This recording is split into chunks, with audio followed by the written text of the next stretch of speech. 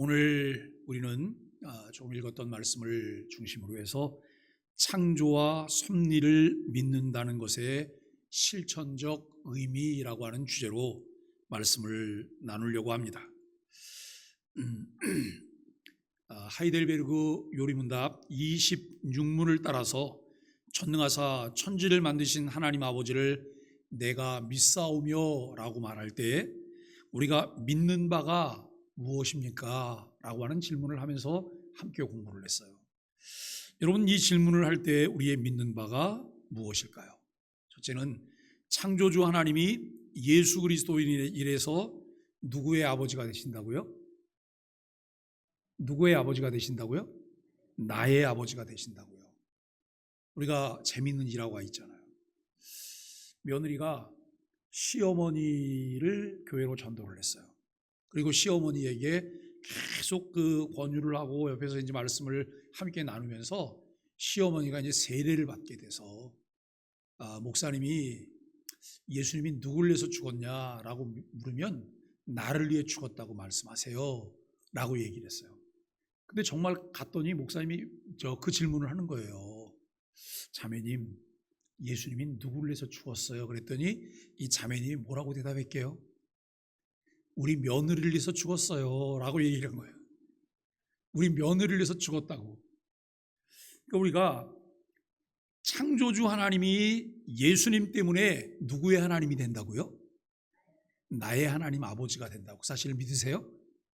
나의 하나님 아버지가 된다고 믿는 것, 그 다음에 창조주를 나의 하나님과 아버지로 믿는다고 하는 것은 아버지로서 우리를 돌보신다고 하는 것을 믿는 거예요. 그 사실을 믿으세요? 하나님이 나를 지키시되 무엇처럼 지키시고요, 눈동자와 같이 지키시고, 그 하나님은 졸지도 주무시지도 아니하시고 나를 돌보시며 지키신다고 하는 것을 믿으셔야 돼요. 이걸 믿어야 편안하잖아요. 그죠? 자녀가 부모와 함께 어디를 가요. 그래서 부모님 손을 붙잡고 계속 염려하는 거예요. 우리 아빠 손 놓치면 어떡하지? 우리 엄마 손 놓치면 어떡하지?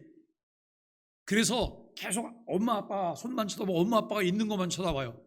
그래서 어디 다녀와갖고 넌 오늘 뭘 봤냐 그랬더니 엄마 아빠 손만 봤어요. 이렇게 말하잖아요. 요즘이야 덜 그러지만 꽤 많은 어른들이 해외여행을 가세요. 해외여행의 특징은 뭐냐면 깃발여행이에요. 깃발여행. 예? 언어도 다르고 문화도 다른 해외여행을 가시면 그 가이드가 뭐라고 말하냐면 이 깃발만 보셔야 돼요. 이 깃발만 따라오셔야 돼요. 이걸 얘기를 해요. 그러니까 계속 깃발만 보고 다녔어요. 뭘 보고 왔냐면 깃발 보고 왔어요. 오늘 우리는 하나님 아버지가 나를 돌본다고 하는 것을 믿는 거예요. 세 번째, 창조신앙은 하나님의 전능성과 신실하심을 믿는 거예요. 내가 전능성을 믿을 때에 내 마음에 편안함이 있는 것은 뭐냐면 하나님의 손길이 안 미친 곳이 없다는 거예요. 하나님은 모든 것도 다 하신다는 거예요. 그 다음에 신실하다고 하는 것은 그 하나님은 변덕쟁이가 아니라는 거예요.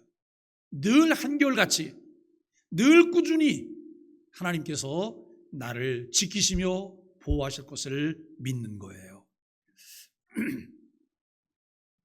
섭리라고 하는 것, 이 창조와 섭리라고 하는 것을 보면 섭리는 하나님께서 창조하신 피조계에 대한 하나님의 지속적으로 관계하고 있다라고 하는 것을 우리가 생각할 수 있어요. 창조하신 피조 세계를 세밀하게 살피시고 돌보시며 다스리신다는 거예요. 이 일을 위해서 섭리를 말할 때 세 가지 중요한 것이 있어요. 보존, 협력, 그 다음에 통치예요. 하나님께서 그것을 보존하세요. 자, 여러분, 하나님이 천지 만물을 창조하셨어요. 그런데 그 하나님께서 어느 날 이 천지 만물을 인간이 이 땅에 사람 지은 것을 한탄하시고 모든 천지 만물을 심판하시기로 하세요. 물심판이죠. 그때 하나님께서 창조하신 것들을 보존하시려고 하나님이 뭘 하세요? 노아로 하여금 방주를 짓게 하시고 그 방주에 들어가게 하시고 그들을 보존하세요. 하나님은 하나님의 뜻대로 보존하게 하세요. 그리고 이 모든 것들이 협력하여서 하나님의 선을 이룰 수 있게 하신다고 하는 거예요. 그리고 하나님이 지으신 모든 것이 하나님의 그 섭리에, 다스리심에, 통치에 순종하게 하신다 라고 하는 것을 우리는 믿는 거예요. 창조와 섭리를 믿는다는 것은 그저 과거에 그런 역사적 사실이 있었고 지금도 있었다는 것을 인정하는 것 이상의 실천적 함의가 있다는 거예요. 내일 아침 영상일 거예요. 하나님께서 이스라엘 백성들이 이 애굽을 출애굽하고 나와서 이제 가나안으로 들어가게 됐잖아요. 가나안으로 들어가면서 그들이 만난 큰 성이 있어요. 그 성이 무슨 성이에요? 여리고성이라고 혹시 아세요? 여리고성. 이 여리고성이 하나님의 능력에 의해서 성이 함락이 돼요. 사실 그 성은 어느 누구도 함락할 수 없다는 거예요. 왜요? 두께가 7m예요. 네? 그걸 누가 무너뜨려요?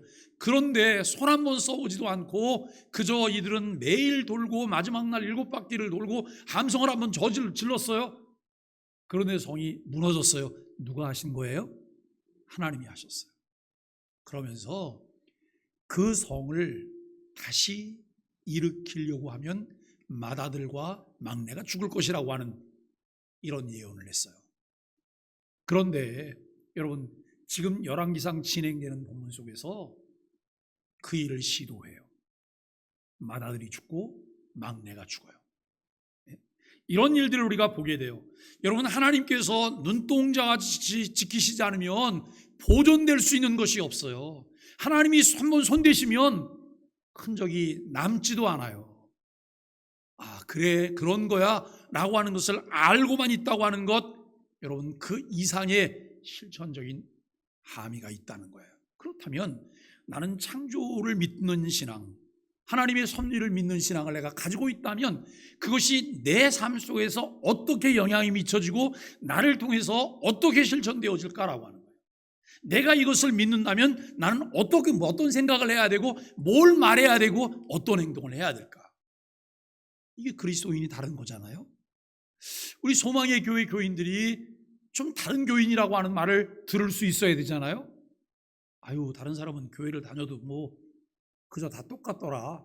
우리 여기 별로 다른 것도 하나도 없더라. 이렇게 말을 하는데 소망의 교회 교인들은 만나보니까 그 사람들하고 좀 다르더라라고 하는 말을 우리가 듣게 돼야 되잖아요. 여러분, 그 일로 해서 계속해서 신경 쓰면서 가는 거예요. 동네 속으로 우리가 계속 들어가요. 동네와 함께 뭘 하려고 해요. 그런데 동네가 저 교회 왜 이래? 왜 이렇게 자꾸 직진해서 우리 속으로 들어오는 거야? 처음엔 불편해요. 왜냐하면 교회 이름만 들어도 경기가 일어나는 사람도 있거든요. 그런데 이제 좀 친해졌어요. 친해졌는데 그들이 보는 거예요. 교회가 진심일까? 교회가 진짜일까? 믿을만 할까? 말만 뻔질하게 잘하고 그 다음에 자기네 실속 다 챙기지 않을까? 이렇게 생각을 하잖아요. 그런데 우리가 가진 건 그거예요. 돈 되는 거, 뭔가 이권이 있는 거, 높은 자리를 얻는 거, 그건 다 가지시라 그래요. 왜냐하면 그거 좋아하는 분들 다 있잖아요. 우리는 그거 안 가져도 괜찮아요. 그런데 누군가 수고해야 되고 돈도 들어야 되고 헌신도 해야 되고 힘든 일이에요. 꼭 필요한데 아무도 그걸 안 하려고 해요. 우리는 그걸 덥석 짓고 그걸 해야 되는 거예요. 왜요? 그분의 영광을 위해서. 제가 이번에 그 콘서트 하는 날 좋은 걸 보면서 저는 딱 시편 23편 중에 한 구절이 생각났어요. 자기 이름을 위하여 의의 길로 인도하시는 하나님. 자기 이름을 위하여 의의 길로 인도하시는 하나님. 우리가 다른 사람과 사귀고 교제하고 무엇을 하고 거래하고 여러분 이것을 할 때 우리는 내 이익이 아니라 무엇을 위해서요? 하나님의 이름을 위하여, 하나님의 영광을 위하여 이 일을 할 수 있게 되기를 바랍니다. 그런데 솔직히 한번 생각해 보세요. 일평생 지금까지 살면서 여러분 그렇게 사셨어요? 내 이익을 위해서 살았잖아요. 내 명예를 위해서 살았고요. 내 기분을 위해서 살았잖아요. 내가 예수 잘 믿는다고 하면서도 누가 나 좀 기분 나쁘게 하고 수틀리게 하면 그 사람 꼴도 보기 싫은 거예요. 그게 여러분 신앙하고 무슨 관계가 있어요? 입으로는 신앙이 있지만 내 삶을 통해서는 그게 안 나타나잖아요. 이런 부분이 우리가 달라질 수 있게 되기를 바랍니다. 창조와 섭리를 어떤 사람이 인정하지 않는다고 해도 그것 때문에 창조와 섭리가 없는 것은 아니잖아요. 그죠? 하나님이 없다고 다른 사람은 말을 해도 여러분 정말 하나님이 없습니까? 하나님 계시잖아요. 그분이 지금도 일하시잖아요. 다른 사람 나 잘 모르겠다고 말을 해도 하나님은 지금도 일하심을 우리는 믿는 거예요. 그렇다면 그것을 믿는 우리에게 어떤 다름이 있을까요? 창조와 섭리를 인정하지 않을 때 이러한 사실들에 대해 맹목적일 수 있고 그 사실을 알고 믿음으로 얻게 되는 유익을 전혀 얻지 못하는 거예요. 여러분 한번 생각해 보세요. 교회를 다닌다는데 점집을 다닌대.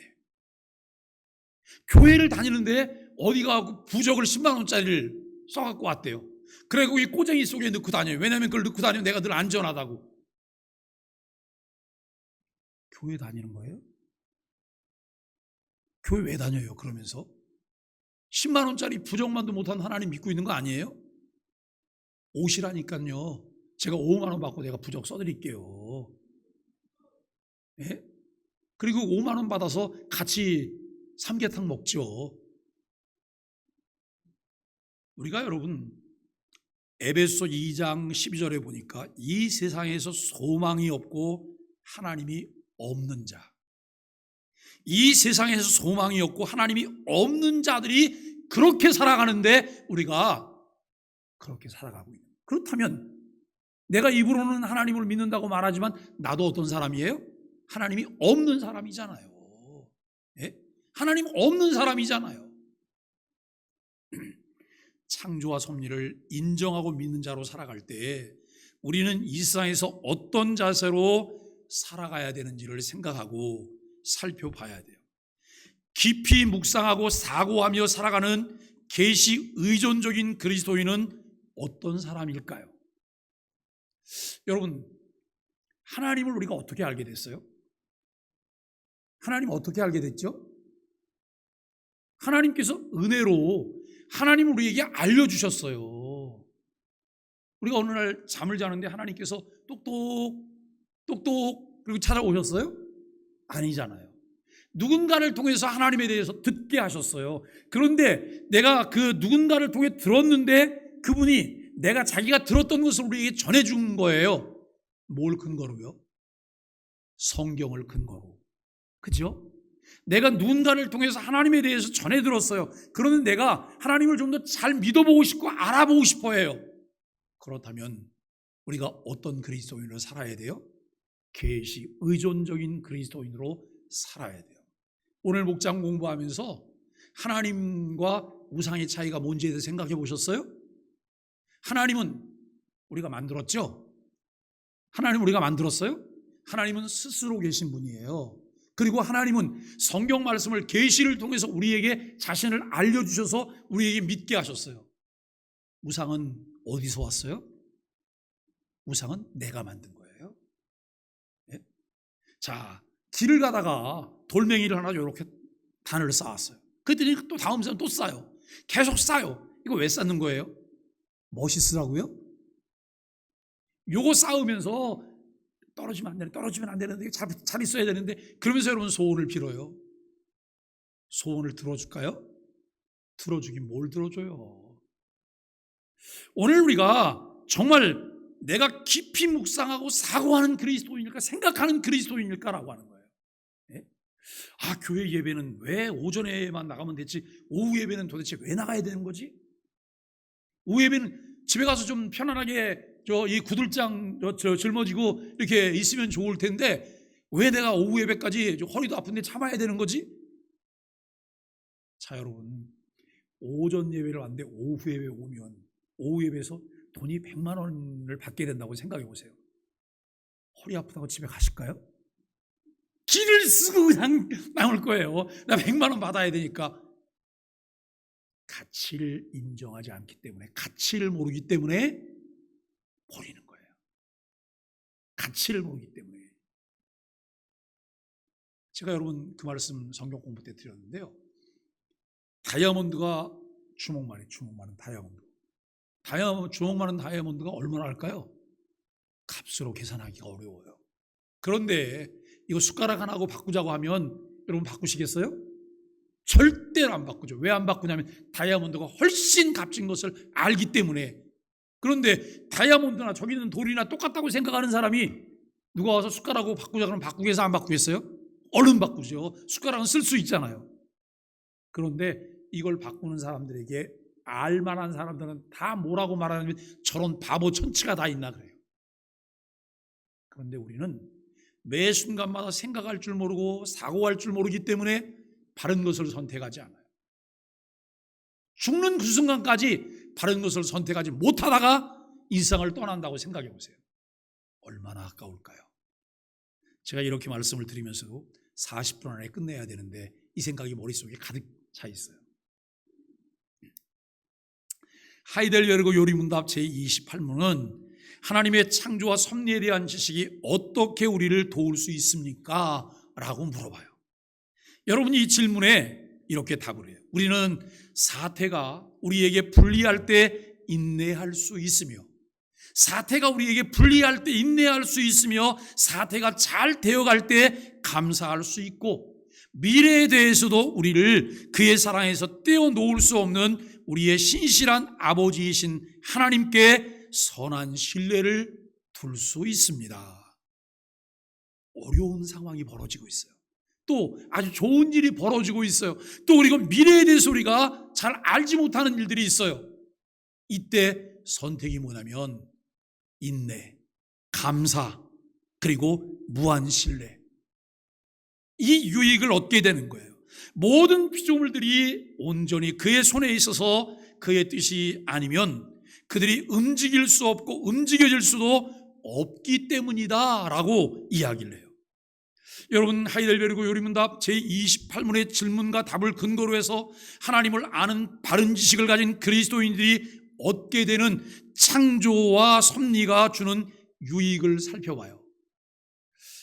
우리 연세가 좀 드신 분들이 계시니까 우리가 처음 경험했던 단맛은 뭐였어요?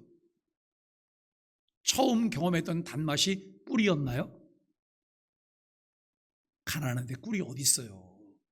그죠? 저도 처음 경험했던 단맛이 뭐냐면 당원 아시죠?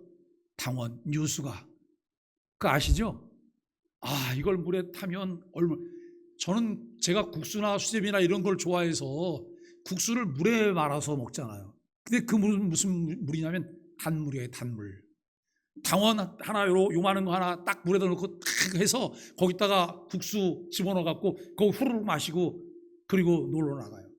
얼마나 맛있는지 몰라요. 그런데 지금 생각해 보면 그게 몸에 좋은 거예요? 몸에 하나 안 좋은 거예요. 네? 그러다가 설탕 생겨요. 흑설탕, 백설탕 생겨요. 우리가 여러분 흑설탕, 백설탕이 있는데 그걸 뜯어보지 않아 갖고 뭔지 몰라서 내가 그걸 못 쓰고 있는 사람도 있어요. 그죠? 뭔지 몰라갖고 내용이 뭔지 모르니까 못 쓰는 거예요.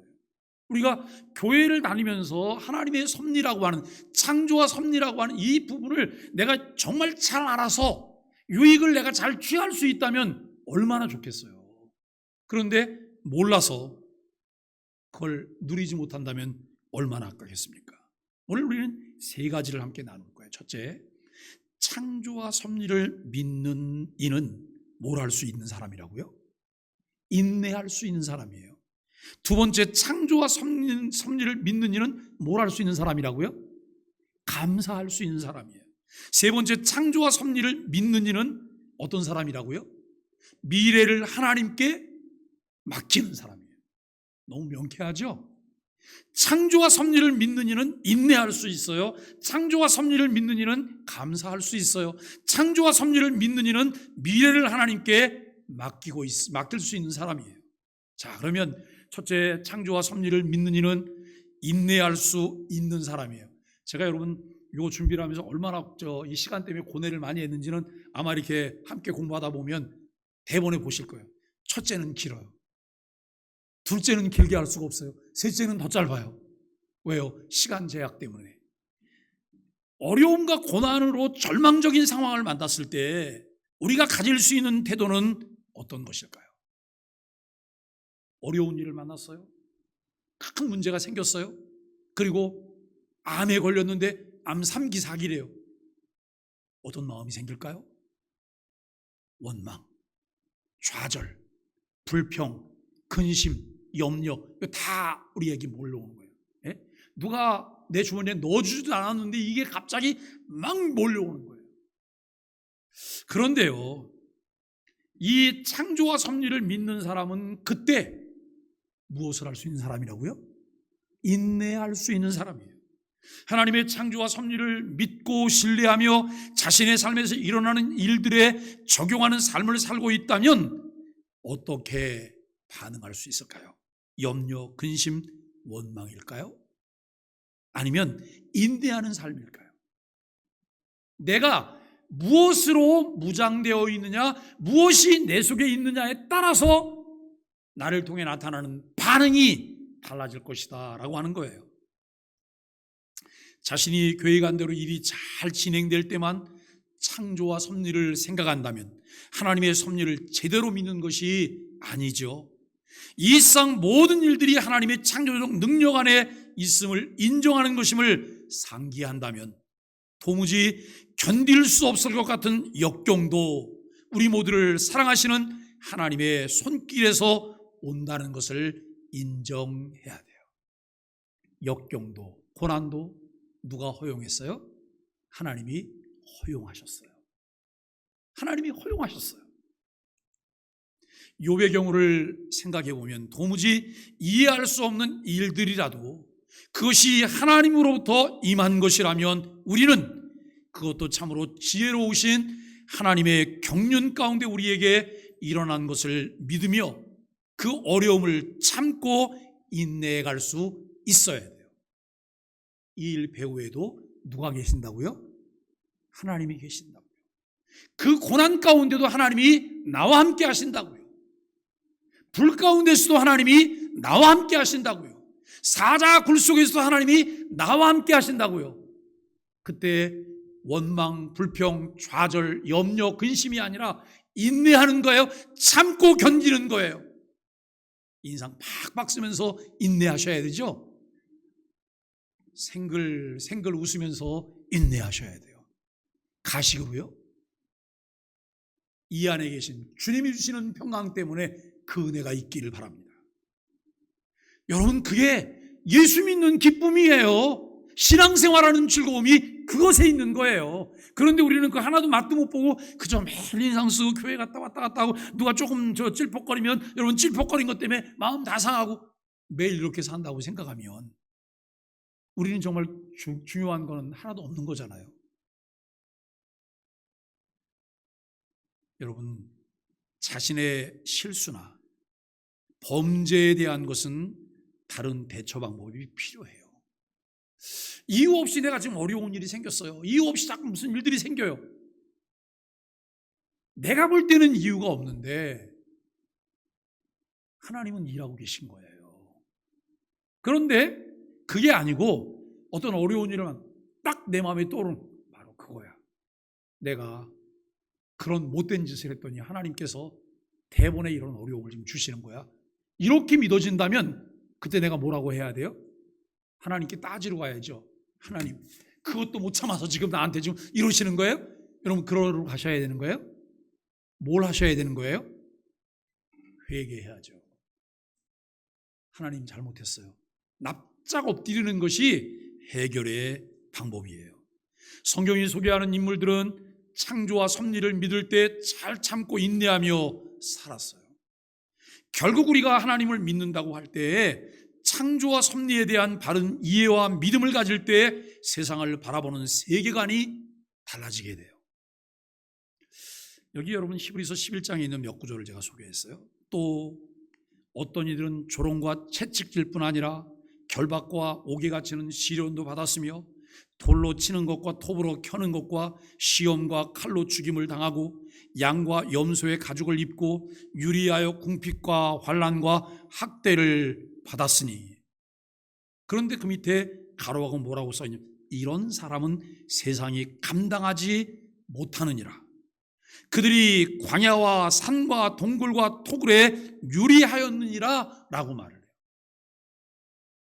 이런 상황에서 어려움을 당하고 박해를 당하는데도 이들이 선택했던 것은 뭐냐면 주를 믿는 거예요.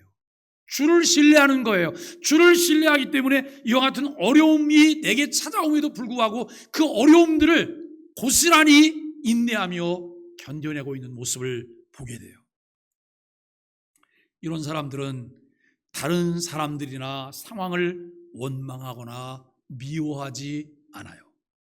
창조와 섭리에 대한 바른 이해를 가진 그리스도인으로 살아갈 때에 인내하며 다른 이들을 용서할 수 있어요. 오늘 우리가 본문으로 보았던 요셉과 그의 형제들의 이야기가 일반적이지 않아요. 요셉이 형들에게 이르되 내게로 가까이 오소서. 그들이 가까이 가니 이르되 나는 당신들의 아우 요셉이니 당신들이 애굽의 판자라. 당신들이 나를 이곳에 팔았다고 해서 근심하지 마소서. 하나님이 생명을 구원하시려고 나를 당신들보다 먼저 보내셨나이다. 그런즉 나를 이리로 보낸 이는 당신들이 아니요 하나님이시라. 하나님이 나를 바로에게 아버지로 삼으시고 그 온 집에 주를 삼으시며 애굽 온 땅의 통치자로 삼으셨나이다. 제가 이것을 설명하려면 4시까지 설명해야 돼요. 그런데 우리가 익히 교회를 좀 잘 다니고 성경 영어를 열심히 읽는 분들은 내용 다 알아요. 요셉을 팔아먹었잖아요, 형들이. 그 요셉이 죽었다고 아버지한테 얘기해서 아버지는 아들이 죽은 것 때문에 근심 속에서 몇십 년을 보내고 있는 거예요. 그런데 어느 날 보니까 그 아들이 애굽의 총리 대신이 돼갖고 여러분 멀쩡하게 살고 있는 거를 다 만나게 돼요. 그 동생을 팔아먹은 형님들도 요셉을 만났어요. 이젠 죽었구나, 큰일 났다 이 생각을 하고 있는데 요셉이 그걸 한마디도 얘기 안 하고 굉장히 잘 대접을 하고 아버지까지 다 오게 해요. 그리고 좋은 땅에 살게 해요. 그런데 어느 날 아버지인 야곱이 죽었어요. 그랬더니 이 형제들이 자기들 밑에 이렇게 수면에 꽉 눌러놨던 것들이 다 올라오는 거예요. 뭐가 올라와요? 염려, 근심. 이제 큰일 났구나. 아버지가 죽었으니 저놈이 우리를 분명히 죽일 거야 라고 말을 하는 거예요. 그런 생각 때문에 뭐 밥맛이 어디 있어요. 살맛도 떨어지지. 그런 상황인데 요셉이 말하는 거예요. 가까이 오시라고. 예? 나는 당신들이 아우 요셉인데 당신들이 애굽에 나를 판자라고. 그런데 당신들이 나를 이곳에 팔았다고 해서 근심하지 말래요. 하나님이 생명을 구원하시려고 나를 당신들보다 먼저 보내셨다는 거예요. 요셉은 지금 어떻게 이것을 이해하고 해석해요? 하나님의 계획과 하나님의 주권 가운데 하나님이 계획하시고 하나님이 섭리하셨다는 사실을 믿는 거예요. 요셉의 생각 속에는 누가 있어요? 하나님이 있어요. 그 형님들 머릿속에는 누가 없어요? 하나님이 없어요. 상황만 모르는 거예요. 상황만 봐서 이거 정말 죽게 됐다 큰일 났다라고 생각을 해요. 요셉은 보복하지 않아요. 보복할 수 있으나 보복하지 않아요. 왜요? 하나님의 섭리를 믿기 때문에요. 하나님의 살아계심을 믿기 때문에 그렇게 한다고 하는 거예요. 우리가 여러분 이 말씀을 보면서 우리는 그런 부분들을 우리가 보게 돼요. 창세기 50장 이 19절 21절 말씀을 보면 형들을 향해 말을 해요. 이게 이제 아버지가 죽고 난 다음에 하는 말이에요. 요셉이 그들에게 이르되 두려워하지 마소서. 내가 하나님을 대신하리이까. 당신들은 나를 해하려 하였으나 하나님은 그것을 선으로 바꾸사 오늘과 같이 많은 백성의 생명을 구원하게 하시려 하셨나니 당신들은 두려워 마소서. 내가 당신들과 당신들의 자녀를 기르리이다라고 말을 해요. 이게 누구여야 되는 거예요? 이게 누구여야 되는 거죠? 그냥 요셉만이어야 되는 거죠? 다 같이 한번 따라해요. 예수 믿는 내가 이렇게 돼야 합니다. 맞아요? 예수 믿는 우리가 그렇게 돼야 되잖아요. 우리가 교회 생활하면서 이런 마음을 가진 자들이 교회 안에 모여 있다고 생각해 보세요. 거기가 뭐가 돼요? 천국이죠. 죽일 듯이 달려들어, 죽일 듯이. 네? 어떻게 하면 죽일 수 있을까? 맨날 눈총을 쏘고 그냥 말총을 쏘고 입총을 다 쏘는 거예요. 그냥 죽일 듯이 달려들어요. 천국이 어디 있어요? 지옥이지. 창조와 섭리를 믿는 신앙이 아니라면 요셉의 모습이 가능할까요? 우리 다시 한번 생각해 봐야 돼요. 예수 믿는다는 것이 도대체 뭘까? 교회만 왔다 갔다 하는 거요? 그리고 교회에서 모양 내고 이렇게 서 있는 거요? 그리고 교회에서 어떤 위치를 차지해서 뭘 하고 있는, 이게 무슨 소용이 있어요? 다 거칠해져. 정말 필요한 것이 있다면 정말 예수 믿는다고 하는 건 뭘까? 하나님의 주권과 하나님의 이 주권 가운데 우리가 주권과 창조와 섭리를 믿는다면 그것을 믿을 때 우리 삶이 어떤 일이 일어날까?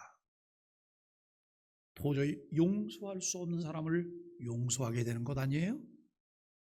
여러분, 손영원 목사님이 자기 아들을 죽였던 두 아들을 죽인 일을 양자로 드려요. 양자로. 이거 여러분 세상의 눈으로 보면 정상적인 것 아니에요. 딸조차도 이해할 수가 없었어요. 그런데 딸이 나중에 은혜를 받고 나니까 우리 아버지가 진짜 신앙인이었던 거예요. 여러분, 우리가 정말 주님 때문에 진짜 신앙인으로 살아갈 수 있는 은혜가 있게 되기를 간절히 바랍니다. 두 번째, 창조와 섭리를 믿는 이는 감사할 수 있어요. 첫 번째는 창조와 섭리를 믿는 이는 뭘 할 수 있다고요? 인내할 수 있어요. 인내. 아유, 내 남편 저 죽일 놈 저거 정말 죽일 놈일까요? 인내하셔야 돼요. 감사하셔야 돼요. 창조와 섭리를 믿는 이는 감사할 수 있어요. 창조와 섭리를 믿는 사람이 역경 가운데서도 이와 같이 어려움을 인내하며 견뎌나갈 수 있다면 모든 일이 순조롭게 진행되는 순경 가운데서는 그 모든 일이 자신의 능력으로 되는 것이 아님을 인정하고 하나님께 감사할 수 있어야 돼요. 그러나 특별히 범사에 감사한다는 것은 우리의 경험을 비춰볼 때 결코 쉽지 않은 것이라는 거예요. 그런데 바울은 데살로니가 교우들에게 범사에 감사하라 그래요. 이 범사에 감사하라고 하는 것은 모든 정황 가운데 감사하라는 거예요. 부탁하는 것이 아니라 명령이에요. 자, 우리 한번 생각해 보세요. 딸을 고이 길러서 시집 보내놨더니 내가 나이가 들었다고 나를 무시하기 시작해요. 그리고 안산이라는 동네 갔다가 나를 이렇게 던져놓더니 와서 들여다보지도 않아요. 뭐가 어떻다고 해도 맨날 말만 하지 아무도 신경도 안 써요. 생각하면 생각할수록 이 괘씸한 거에 딸려니.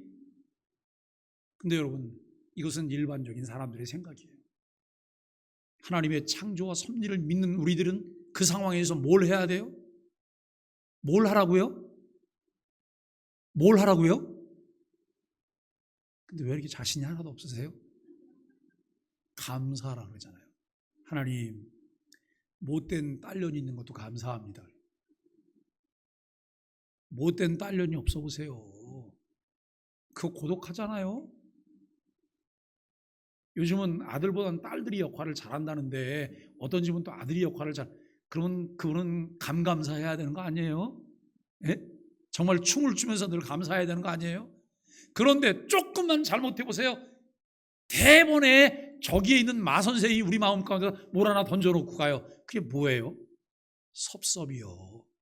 예? 그렇게 잘하던 아들이 조금만 좀 소홀한 것 같이 느끼면 섭섭한 거예요. 아들이 섭섭하게 했는데 여러분, 우리 눈총은 어디로 가요? 며느리한테 가잖아요. 우리가 훨씬 더 못돼 먹은 거예요. 그러지 마시고 성경은 뭘 하라고 명령한다고요? 감사하라고. 범사에 감사하라고. 역경이나 순경을 포함한 모든 것을 말하고 있는 거예요. 이것을 명령한 바울은 이는 그리스도 예수 안에서 너희를 향하신 하나님의 뜻이니라고 하는 말을 덧붙이면서 감사해야 되는 근거를 분명하게 밝히고 있어요. 기뻐하고 쉬지 않고 기도하고 범사에 감사해야 될 이유가 뭐냐면 이것이 우리를 향하신 하나님의 뜻이라는 거예요. 하나님의 소원이라는 거예요. 우리는 이렇게 살아야 되는 사람들이라는 거예요. 하나님의 뜻을 따라야 되는 분명한 이유, 값으로 산 것이 되었기 때문에. 하나님은 우리에게 그런 명령을 할 자격이 있으세요, 없으세요? 없다고 생각하잖아요. 왜냐하면 나는 나니까 내가 내 건데 하나님 왜 나한테 이래라 저래라 그러는 거야, 기분 나쁘게. 그런데 성경은 내가 누군지를 분명하게 말하고 있어요. 죄와 허물로 영원히 죽었던 자인데 그 죽은 자를 주께서 값으로 사셨어요. 예수 그리스도의 피값으로 사시고 우리를 살게 하셨어요. 그래서 사람 구실을 하게 해요. 그런데 주님께서 뭐라고 말하냐면 너 명령 지켜? 명령 지켜라고. 모든 것을 다 주고 난 다음에 에덴 동산에 있는 선악을 알게 하는 그 나무 실과는 먹지 마. 이건 명령이야. 그런데 그 명령을 안 지키려고 온갖 힘을 다 쓰잖아요. 이 사실을 깨달은 자들이 값으로 사서 산 것이 되어서 하나님의 것으로 이제 하나님께 영광을 돌리는 삶을 살아야 한다는 사실을 인정하는 정체성이 필요해요. 이런 신앙을 가진 자들이 우리 소망의 교회에 가득 채워지기를 바라요. 그래서 여러분, 그들과 함께 정말 우리 교회를 향하신 하나님의 섭리들을, 하나님의 뜻을 함께 우리가 이루어가는 거예요. 그저 매일 사람들 비유나 마치다가 목회사역 다 마치고 꼬부랑깽깽 이제 할아버지가 돼서 여러분 은퇴한다고 생각해 보세요. 그거 얼마나 비참해요. 예? 정말 하나님께 감사하면서 그 하나님의 나라를 이루어가는 이 일에 우리가 기쁨으로 참여하다가 하나님의 나라를 만날 때 할렐루야 춤을 추면서 장례를 치러야 되는 것 아니에요? 그 권사님이 천국 가셨대. 얼마나 좋은지 몰라. 꼴 보기 싫어서 빨리 갔으니까 좋은 거예요? 아니요. 그분이 그렇게 갈망하고 사모하던 하나님의 나라를 이렇게 가셨으니 우리 모두가 축하해야지. 그러면서 다음엔 내 차례가 될지도 몰라. 그러면서 이런 꽃단장하면서 기다리는 거예요. 이게 가능해져야 되지 않을까요?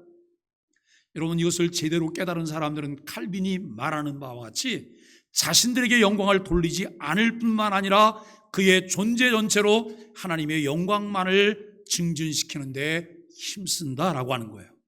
창조와 섭리를 제대로 이해하고 믿는 실천적 신앙을 가진 사람은 교회 공동체 안에서도 태도가 달라요. 태도가 달라요. 세 번째예요.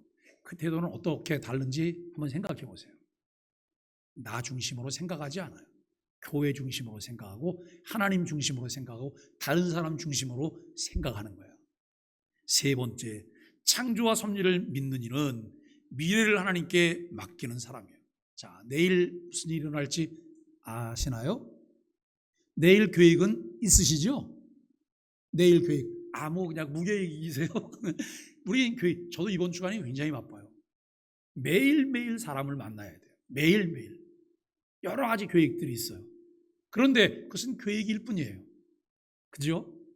주께서 내게 시간을 허락하시고 주께서 내게 모든 것을 허용해 주시면 나는 그 계획대로 일들을 진행해 갈 거예요. 그런데 주께서 네 마음대로 해? 너는 여기까지만 해. 그러면 우리가 하나님 나 싫어요. 내 마음대로 할 거예요. 왜 나를 불러요? 하나님 지금 나 내일 모레 누구 만나야 되고 내일 모레 뭘 해야 되는데 왜 그거 하지 말라는 거예요? 이렇게 말 한마디 할 수 있어요? 말 한마디 못하죠. 가야 되는 거예요.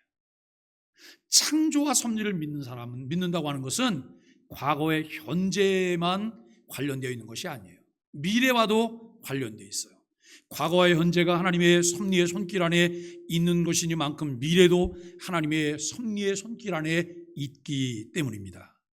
하이델베르그 요리문답 28문 마지막 부분에서 분명하게 말하듯이 모든 피조물들이 온전히 그의 손에 있어서 그의 뜻이 아니면 그들이 움직일 수 없고 움직여질 수도 없기 때문이라는 거예요. 이런 사실을 믿는 개혁주의 신앙을 가진 이들은 이런 하나님의 섭리를 알기에 미래를 온전히 누구에게 맡길 수 있다고요? 하나님께 맡길 수 있어요. 내가 확신하노니 사망이나 생명이나 천사들이나 권세자들이나 현재일이나 장래일이나 능력이나 높음이나 깊음이나 다른 어떤 피조물이라도 우리 주 그리스도 예수 안에 있는 하나님의 사랑에서 끊을 수 없으리라. 아멘인가요? 이건 누구의 고백인 거예요? 바울의 고백인데 바울만의 고백일까요? 내 고백이에요. 나는 어떤 사람인데요? 하나님의 창조와 섭리를 믿는 사람이에요. 하나님의 주권을 믿게 된 사람이에요. 그 은혜 속에 살게 되는 사람이에요. 그 은혜 속에 사는 사람은 어떤 것도 두려워하지 않아요. 그리스도 예수 안에 있는 하나님의 사랑에서 나를 끊어낼 것이 없음을 믿기 때문이에요. 여러분, 죽음은 그것이 끊어지는 걸까요? 아니에요. 죽음은 내가 그동안 멀리 봤던 것을 이제는 가까이 가서 붙잡고 여러분 그것을 더 깊이 누리게 되는 거예요. 하나님 밑에 턱 받치고 앉으면 하나님 얼마나 보고 싶었는지 아세요? 우리가 그때 그 말이 가능하잖아요. 하나님 내가 얼마나 궁금했는지 아세요? 이 말 우리가 할 수 있잖아요. 그런데 교회는 아니에요. 교회를 떠나지는 못하세요. 그런데 아무것도 몰라. 그래서 교회 밖에 있는 사람하고 똑같은 걸 그냥 같이 늘 하고 다니는 거예요. 이거 얼마나 가련해요.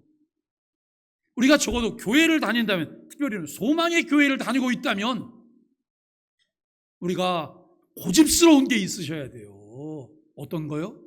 진리 안에서 살고자 하는 갈망이요. 하나님을 아는 바른 지식 때문에 하나님이 주시는 그 충만한 은혜를 누리고자 원하는 여러분 고집이 우리에게 있으셔야 돼요. 그런데 별것도 아닌 사소한 것 때문에 매일 목숨 걸고 옆 사람 큰 소리 높이고 여러분 핏대로 울면서 싸워요. 다 양보하시라니까요. 네? 다 양보하세요.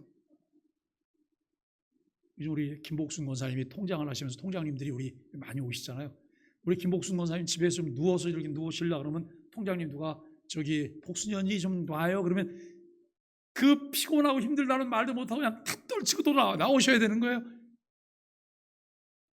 왜 그 일을 해야 되는 거예요? 하나님께서 우리 권사님의 손을 통해서 60여 명의 사람들을 움직일 것을 믿기 때문에. 그렇다고 해서 권사님이 뭘 지금 당장 해낼 수 있는 것 없어요. 그냥 순종하시고 잘 가면 통장님들이 한 발짝 한 발짝씩 들어와요. 한 발짝 한 발짝씩 들어와요. 들어오다가 어느 날 여기 와서 예배드리고 앉아 있을 거예요. 저는 그러기를 바라요. 우리는 우리의 자리에서 정말 하나님의 은혜를 내가 누리며 살면 되는 거예요. 그럴 때 그것을 통해 하나님은 우리 교회에 사람을 붙여주세요. 우리는 누구를 한 명 데리고 오려고 데리고 올 사람도 아무도 없죠. 우리가 그렇게 힘이 없는 거예요. 늘 이렇게 기도하세요. 하나님, 저를 통해서 주님께로 인도할 사람은 없을까요? 만나게 해주세요. 붙여주세요. 하나님이 사람을 붙여주세요. 만나게 해주세요. 그런데 아무 생각이 없는 거예요. 누가 붙을까 봐 귀찮아요. 교회에서 혼자 있으면 좋은데 자꾸 와서 아는 척해 내가 신경 써야 돼요. 아무도 안 붙어요. 여러분 정말 그렇습니다. 아멘이에요. 하나님께서 그리스도 안에서 우리를 사랑하시는 것을 믿는 이는 그 불변하는 사랑을 믿기 때문에 장래를 과감히 하나님께 맡기는 거예요. 염려와 근심을 다 주께 맡겨야 돼요. 우리가 할 수 있는 것이 아무것도 없어요. 이것이 창조와 섭리를 믿는 신앙인의 자세예요. 하나님의 나라와 하나님의 의를 위해 사는 이들만이 미래를 창조와 섭리의 주님께 맡길 수 있습니다. 지금까지 창조와 섭리를 믿는 이가 현세의 삶을 살면서 어떤 유익을 얻을 수 있는지를 살펴보았습니다. 그는 역경과 어려움 가운데서 하나님께 감사하며 인내할 수 있고 순경과 번영 가운데서 자만하지 않고 하나님께 참으로 감사할 수 있는 사람들입니다.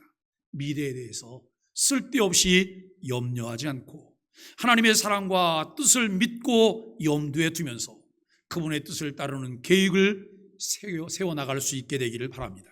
왜냐하면 창조와 섭리를 믿는 이는 하나님과 피조물의 관계를 바로 아는 사람이기 때문에 그렇습니다. 피조물은 창조주 하나님의 뜻에 따라 있었으며 지금도 있고 또 있게 될 거예요. 그는 바울처럼 이렇게 생각해요. 우리가 그를 힘입어 사는 거예요. 또 여러분 그를 힘입어서 기동하는 거예요. 그를 힘입어서 우리가 이 땅에 있는 거예요. 오늘 세 가지를 함께 생각했어요. 첫째는 창조와 섭리를 믿는 이는 인내할 수 있다. 내가 지금 인내를 못하고 있다. 그러면 내가 지금 뭘 의존하지 않는 거예요? 창조와 섭리를 자꾸 잊어버리고 있는 거예요. 창조와 섭리를 믿는 이는 감사할 수 있다. 감사가 떨어졌어요. 불평이 많아요. 원망을 해요. 자꾸 뭔가 이렇게 투정을 많이 해요. 그분이 지금 뭘 잊어버리고 있는 거예요? 창조와 섭리를 잊어버리고 있는 거예요. 창조와 섭리를 믿는 이는 미래를 하나님께 맡겨요. 매일 염려가 많아. 눈만 뜨면 그냥 한숨을 집이 떠나갈 것 같아요. 이분이 뭘 믿지 못하는 거예요? 창조와 섭리를. 하나님 계시지 않은 거예요. 내 삶을 책임져 주실 하나님에 대한 믿음을 가지고 우리가 살아갈 수 있게 되기를 바랍니다. 무지한 자가 되지 말고 알기만 하는 자가 되지 말고 잘 배우고 믿고 의지하며 그 모든 유익을 누리는 하나님의 사람이 될 수 있기를 바랍니다. 미래를 포함해서 우리 전체를 주님께 맡기고서 우리의 모든 정황 가운데 인내하며 주께 감사하며 살아갈 수 있게 되기를 바랍니다.